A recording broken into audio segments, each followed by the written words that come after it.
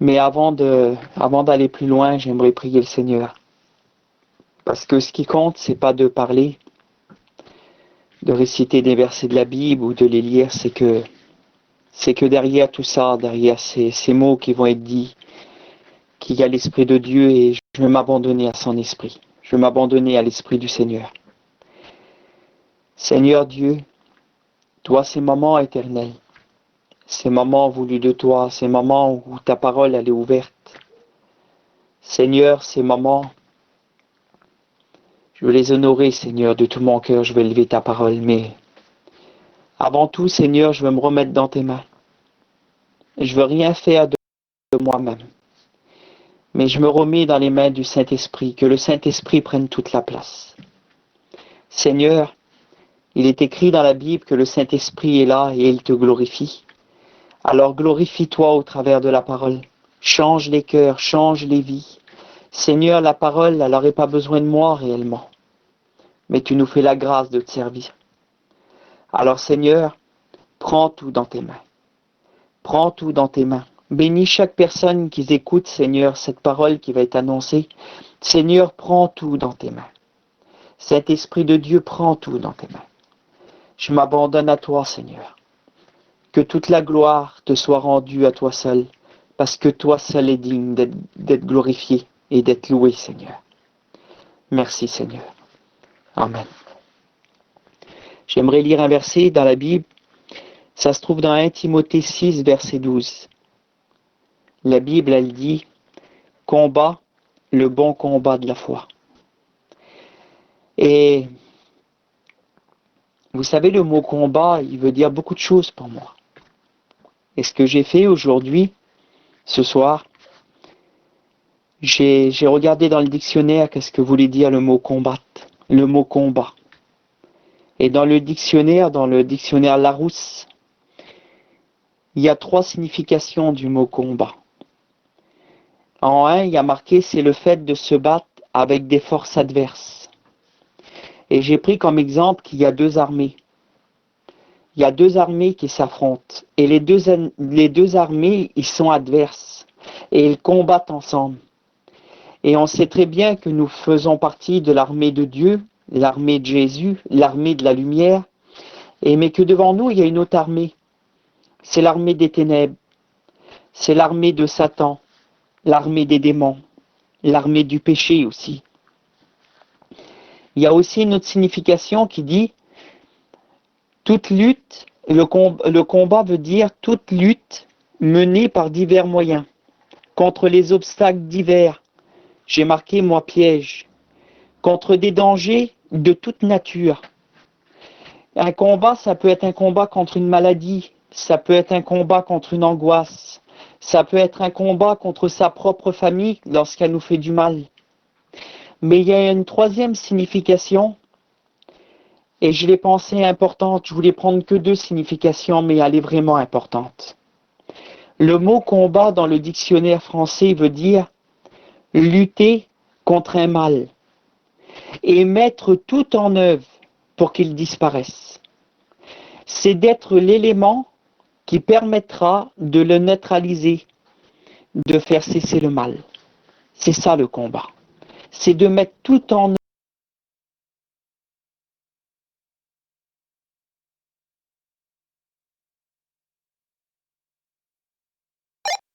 Ça a été coupé, Liboun. Donc comme je disais, c'est de combattre, c'est d'être l'élément, de mettre tout en œuvre et qu'on soit l'élément qui va permettre que le mal cesse. Et là c'était pour le dictionnaire, c'est pour qu'on comprenne bien le mot combat. Parce que chaque mot qui est écrit dans la Bible a été pesé par Dieu, a été voulu par Dieu. La Bible a dit que c'est poussé par le Saint-Esprit que des hommes m'ont parlé. Donc tout est voulu par Dieu. Et si Dieu a voulu que le mot combat soit écrit dans la Bible, c'est parce qu'on doit en comprendre la signification. Et voici ce que la Bible a dit dans Éphésiens 6,12. Nous n'avons pas à lutter contre la chair et le sang. Et lutter, on l'a vu que c'était aussi, ça fait partie du combat. parce que ça se trouve dans le dictionnaire. Combattre, ça veut dire lutter, pas divers moyens. Donc nous n'avons pas à lutter, nous n'avons pas à combattre contre la chair et le sang, mais contre les dominations en un. Contre les dominations. Et j'ai regardé ce que ça voulait dire domination. Parce que je ne sais pas si vous êtes comme moi, mais j'ai une petite connaissance du français. Je ne comprends pas bien les mots exactement et des fois j'ai besoin de regarder ce que ça signifie pour bien comprendre. Et j'ai vu que le mot domination, il donne un exemple. C'était les esclaves. Les esclaves étaient dominés par leur maître. Ils n'avaient pas de choix que de faire ce que leur maître leur commandait de faire. Ils étaient esclaves. Donc ils étaient dominés par quelqu'un d'autre. Donc la Bible a dit que nous n'avons pas à lutter contre la chair et le sang, mais contre les dominations. Donc sur ce qui nous rend esclaves. Nous avons à lutter contre les autorités. Et le mot autorité, ça veut dire c'est quelqu'un qui nous impose sa volonté. C'est imposer sa volonté à autrui. C'est quelqu'un qui nous impose sa volonté. Nous avons à lutter contre ça. Et nous savons très bien que Satan veut nous imposer sa volonté. Sa volonté, c'est de nous emmener tout droit dans l'enfer. Sa volonté, c'est de nous faire chuter. Sa volonté, c'est de nous décourager. Sa volonté, c'est de nous faire perdre la prière, de nous faire perdre la lecture. Sa volonté, c'est de nous faire perdre la foi, de nous faire perdre l'amour. Voilà ce qu'est la volonté de Satan envers nous. Mais la Bible a dit que nous avons à lutter aussi contre les princes de ce monde de ténèbres et contre les esprits méchants dans les lieux célestes. Voilà où est notre lutte et voilà où est notre combat. De lutter contre les princes de ce monde de ténèbres qui veulent nous rendre esclaves. Des princes de ce monde de ténèbres qui veulent nous imposer leur volonté sur nous. On a à lutter contre eux, contre les esprits méchants dans les lieux célestes, contre les démons, contre Satan, contre son armée. Mais si je vous explique tout ça, ce soir, c'est pour venir à un but bien précis. J'aimerais revenir au début, quand je disais qu'il y avait deux armées qui s'affrontent. On va dire qu'il y a l'armée de la lumière, nous les chrétiens, parce que Jésus dit vous êtes la lumière du monde. Donc on est l'armée de la lumière, l'armée de Dieu.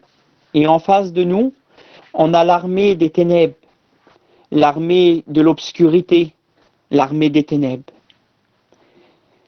Et on ne peut pas être entre deux armées, on ne peut pas avoir un pied dans les ténèbres et un pied dans la lumière. Il faut choisir de quel côté on est. Il faut choisir si on est du côté de la lumière ou du côté des ténèbres. Parce que laissez-moi vous dire que si on est du côté de la lumière, alors regardez ce que la Bible dit. Parce que on n'est pas là pour dire nos pensées, mais on est là pour dire ce que la Bible a dit. La Bible a dit, ne rendez point le mal pour le mal. Ou injure pour injure. Bénissez au contraire. Car c'est à cela que vous avez été appelés, afin d'hériter de la bénédiction.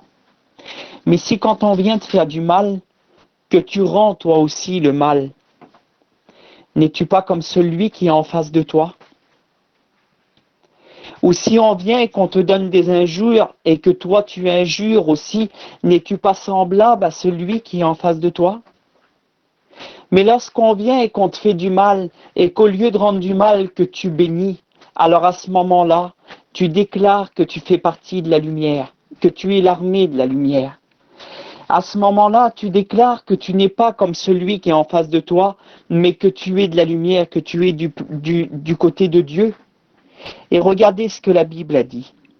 Je reviens dans Éphésiens 6, quand il dit qu'on n'a pas à lutter contre la chair et le sang, mais contre les autorités, contre les dominations, contre les princes de ce monde de ténèbres, contre les esprits méchants dans les lieux célestes.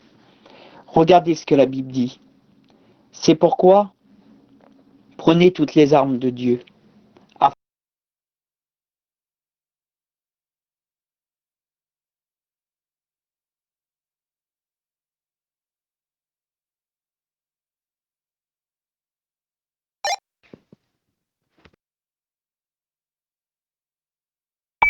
La vérité est le contraire du mensonge. La vérité, à tes reins, c'est ce qui va te faire tenir debout quand le mensonge va se lever contre toi. La vérité est plus forte que tout. C'est pour ça qu'elle est mise à tes reins comme une ceinture. Vous savez, quelqu'un qui a mal aux reins, il a du mal à rester debout et on met une ceinture à ses reins et ça le tient debout, ça le tient solide, ça le renforce parce que la vérité est une force. Revêtez la cuirasse de la justice. La justice, c'est le contraire de l'injustice. Toi, malgré l'injustice qui se lève contre toi, il faut que tu restes juste. Après, il dit, mettez pour chaussure à vos pieds le zèle que donne l'évangile de paix. Le zèle, c'est le contraire de la paresse. Le zèle, c'est le contraire du découragement. Le zèle, c'est le contraire d'être las, de ne plus avoir envie de rien faire. Le zèle, c'est le contraire de la paresse. C'est le meilleur mot qu'on peut dire. C'est le contraire du découragement. Alors si tu es découragé, mets à tes souliers le zèle, parce que le zèle va le remporter sur ton découragement. Prenez par-dessus tout cela le bouclier de la foi. La Bible a dit que la foi, elle vient de ce qu'on entend et que ce qu'on entend vient de la parole de Dieu. Si tu manques de foi, demande-la à Dieu, il te la donnera simplement et sans reproche, avec lequel vous pouvez éteindre les traits enflammés du malin. Prenez aussi le casque du salut et l'épée de l'esprit qui est la parole de Dieu. La parole dans tes mains, elle devient une épée contre l'ennemi, plus tranchante qu'une épée à double tranchant. Voilà ce qu'est la parole dans tes mains. Mais avant de terminer, j'aimerais vous lire un verset parce que c'est important. Et je l'ai vu pendant que David il était en train de diriger, j'étais en train de regarder un petit peu dans ma Bible, regarder les notes que j'avais prises, mais on a dit qu'il y avait deux armées qui s'affrontent. Il y a l'armée de la lumière et l'armée des ténèbres. On a vu aussi qu'on n'avait pas à lutter contre la chair et le sang. Donc c'est pas les gens qui sont nos ennemis. Ma sœur, toi qui as un foyer divisé, c'est pas ton mari ton ennemi. Ou toi, mon frère, c'est pas ta femme ton ennemi. C'est ni nos enfants, c'est ni nos familles, mais nos armées, elles se trouvent bien dans les ténèbres. Nos adversaires se trouvent dans les ténèbres. Mais regardez ce que dit la Bible. La Bible a dit, elle parle de la souffrance, de ceux qui sont maltraités et persécutés. C'est dans l'épître de Pierre, 1 Pierre, chapitre 4. Et verset 12, il dit, mes bien-aimés, ne trouvez pas étrange d'être dans la fournaise de l'épreuve, comme si vous arrivait quelque chose d'extraordinaire. Mais regardez au verset 15, il dit, au verset 14, si vous êtes outragés pour le nom de Christ, vous êtes heureux, parce que l'Esprit de gloire, l'Esprit de Dieu repose sur vous. Mais regardez au verset 15 qui dit, que personne d'entre vous, en effet, ne souffre comme meurtrier. Parce que si un meurtrier souffre et qu'il vient être emprisonné pendant des mois et des années parce qu'il a tué, alors ce n'est qu'un mérite, il mérite sa peine. Donc après, si tu mérites ta peine, tu peux pas dire que tu souffres pour la justice, parce que tu souffres parce que tu as fait le mal. Regardez après qui dit, ou comme voleur.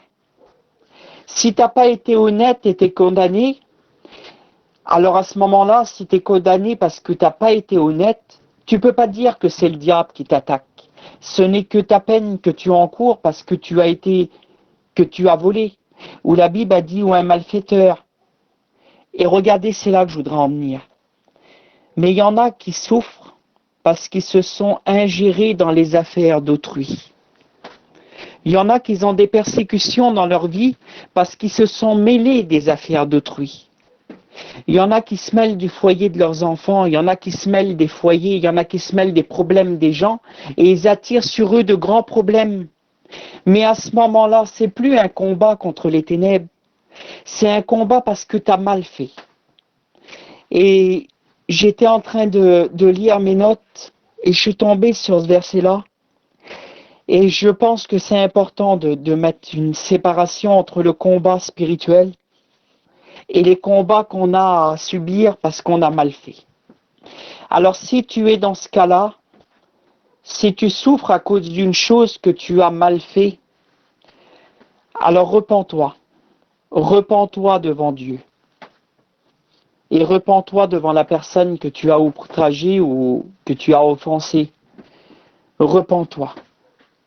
Vous savez, dans les choses de Dieu, il faut faire les choses bien. Si on a besoin de se repentir devant une personne, la Bible a dit, le Seigneur, c'est Jésus qui dit ça. Il dit, si tu pardonnes pas aux hommes leurs offenses, Dieu ne te pardonnera pas non plus.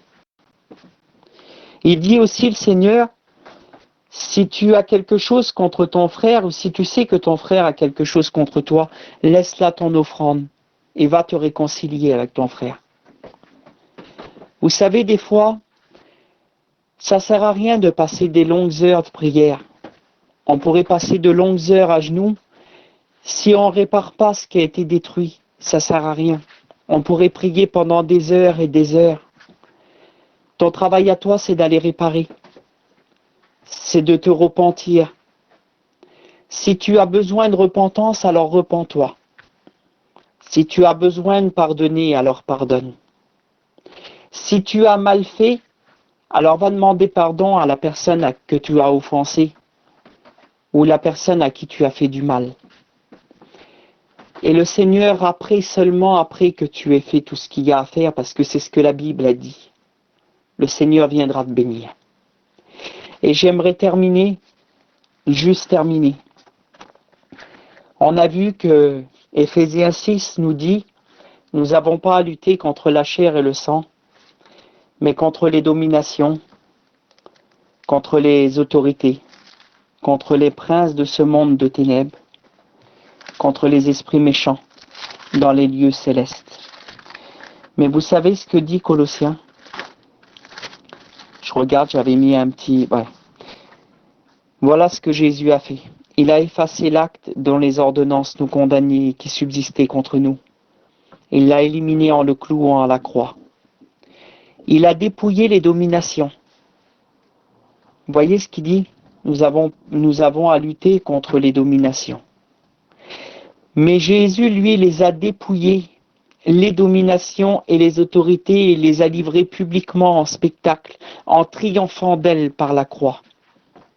On a vu qu'on était une armée, et le chef de notre armée, il a triomphé contre le chef de l'armée des ténèbres.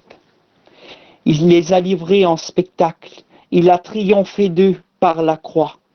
Et aujourd'hui, c'est pour ça que la Bible nous appelle à lutter contre eux. Parce que l'autorité qu'ils veulent avoir sur nous et la domination qu'ils veulent avoir sur nous, ils n'ont plus le droit de l'avoir. Parce que Jésus a triomphé de leur domination et triomphé de leur autorité. Voilà pourquoi Jésus dit lutter. Ne laissez-vous pas faire.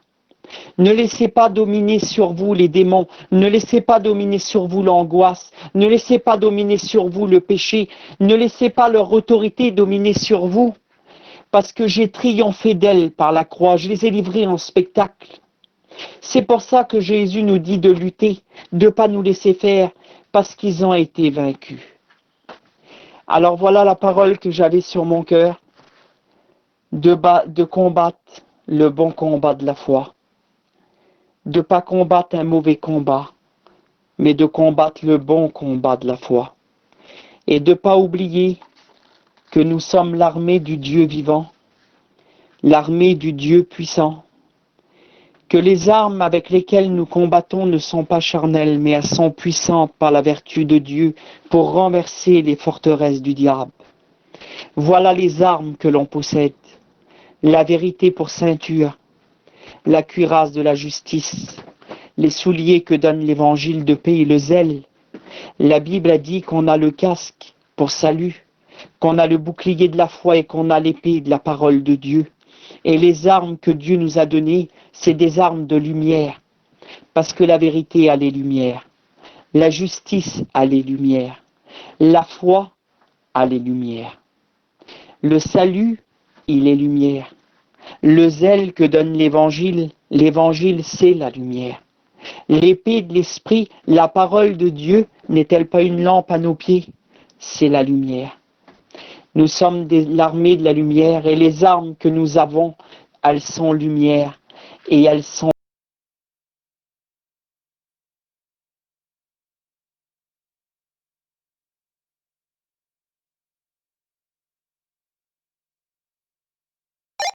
T'as été coupé, Tiboun.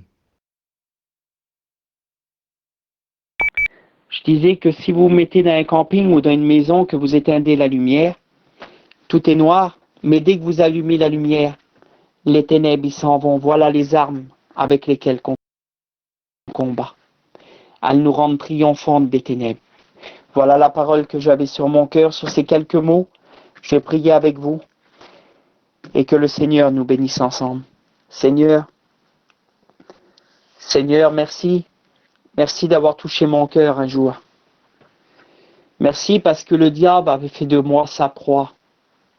Il avait détruit ma vie au plus bas, Seigneur. Il avait fait de ma vie une seule ruine.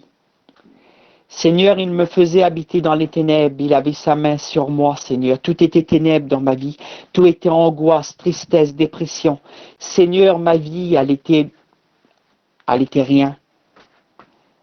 Mais quand tu es venu dans ma vie, Seigneur, tu es venu avec ta lumière et tout ce qui était ténèbres en moi, tu l'as balayé, Seigneur. Parce que quand la lumière vient, les ténèbres y partent.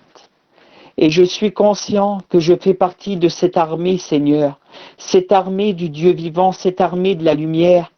Et quand l'ennemi vient en face de moi, Seigneur, quand il vient avec le mal, quand il vient avec des injures ou des persécutions, quand il y a des gens qui viennent, que l'ennemi les influence et qu'ils viennent pour nous faire du mal, Seigneur, je ne veux pas oublier que je fais partie de l'armée du Dieu vivant.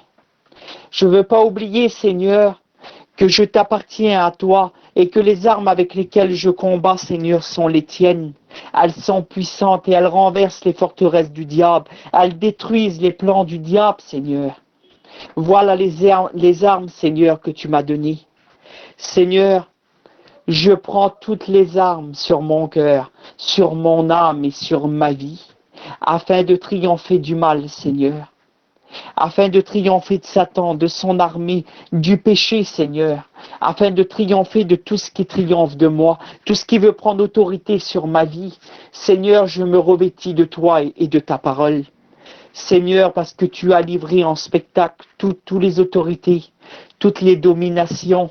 Le prince du monde, Seigneur, tu l'as livré en spectacle et tu l'as dépouillé, lui et toute son armée. Alors, Seigneur, je te loue ce soir. Merci encore pour tout. Bénis mes frères, mes sœurs. Seigneur, bénis-les.